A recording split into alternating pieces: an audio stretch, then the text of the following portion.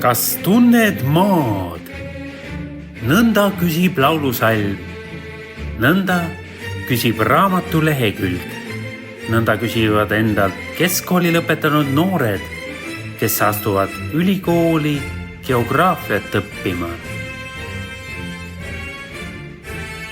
Nii nagu maamõõtjad 100 aastat tagasi, nii ihkavad ka tänapäeva geograafiatudengid saada uusi teadmisi maa pinna ja seal asuva kohta. Uurida loodust, inimesi ja nende vahelisi seoseid. Uurimistöö tulemuseks on kaart. Geograafi töö kokkuvõte, mis erinevatel aegadel on olnud erineva täpsusega ja välisilmega. Vaatame, kust nad siis tulevad, need uued geograafia hakatised. Pärnumaalt Vändrast asub Tartu poole teele Ants Koosapoeg. Kui tema vanaemale meeldis mõisaaeda koristada ja emale pilli puhuda, siis Ants on loomult maadeavastaja. Jah, nüüd on tõesti aeg klaverimäng katkestada ja hobuse seljast maha astuda, sest Tartu Ülikool ootab. Kuid ka Saaremaa mehed ei maga. Kotis pakk, soolalesta ja kassettansambel sõnaäänla lauludega asub Taaralinna poole teele Reedik jalaväristaja Salme vallast, Tiirimetsa külast. Aga uusi tudengeid ei tule ainult Kesk-Eestist ja Saarest, ka Läänemaalt, Liula ja Taebla kandist ning Toilast, Ida-Virumaa randadelt on noored Tartu poole teel. Vaatame, kes jõuab kohale esimesena. Tudengilinn võtab tulijaid lahkelt vastu. Siin on Tartu raudteejaam. Tudengeid teenindab ka bussijaam. Vahepeal tuleb lahendada ka eluaseme mured. Kes ühiselamusse ei mahu, peab toa leidma erapinnal. Peavalu tekitab ka tudengite igivana probleem. Mida panna pannile? On võimalik külastada kohalikke poode või lahendada toidumure traditsioonilisel viisil. Paljud hooned Tartus kannavad tudengielu märke.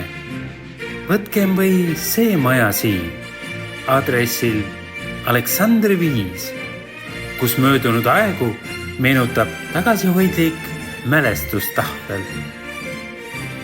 Igal üliõpilasel on vaja tutvuda õppehoonetega, kinnitada tunniplaan ning otsustada, millistes loengutes käia. Reedene buss Pärnusse väljub kell 15.35. Kas jääda truuks kõrgema matemaatika praktikumidele või tõtata bussile? Loengud kulgevad töises õhkkonnas. Auditoorium 327 on loodusgeograafia tundide koht. Siin on ruum 340. Külalislektor on kutsunud täiendama inimgeograafia tudengite teadmisi. Kui loengud lõppesid, olime rõõmsad ja suundusime linna peale akusid laadima. Pühendumine kandis õige pea ka vilja. Tungides aluspõhja sügavustesse on noor tudeng avastanud markantse otsamoreeni. Sõber rõõmustab. Eesti teadusajalugu täieneb.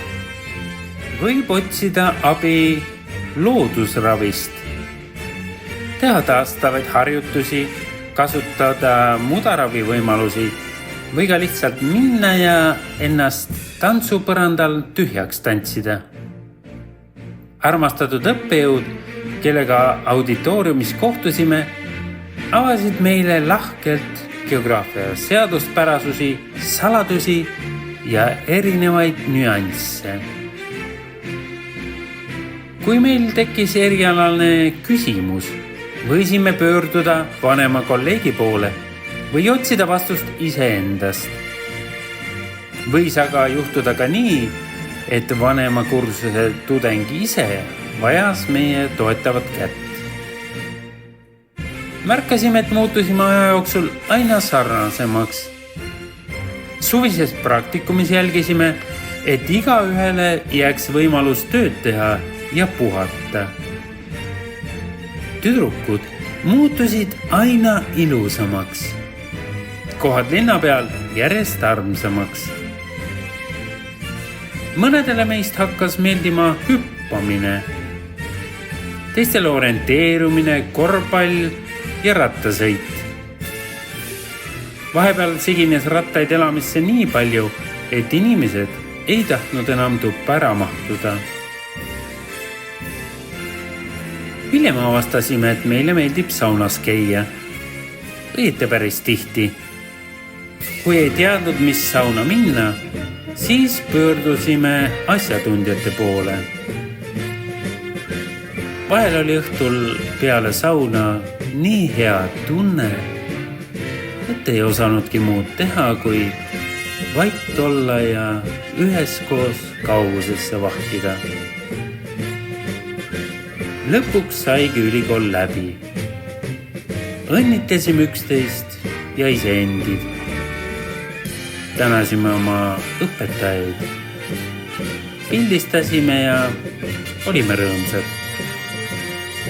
Ja pidime tagantjärele tõdema, et oli alles elu. Meil on hea meel, et olime osa Tartu geograafiaõppe loost. Samuti selle üle, et nooremad geograafia tudengid on jäänud truuks geograafide traditsioonidele, matkadele, ekskursioonidele ja erinevatele pidudele. Kuid küsimus, kas tunned maad, jääb ikkagi päevakorda.